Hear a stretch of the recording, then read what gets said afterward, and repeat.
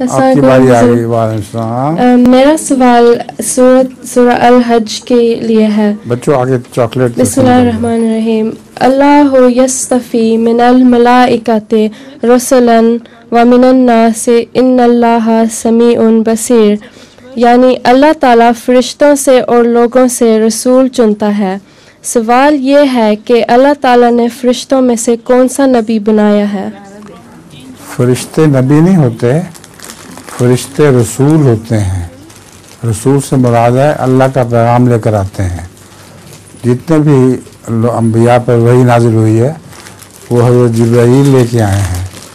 हज़रत जिब्राईल फरिश्ते थे और आप ही वही लेकर आया करते थे। तो फरिश्तों में से रसूल से मुराद ये है वो फरिश्ते जो अल्लाह का पैगाम लेकर आते हैं।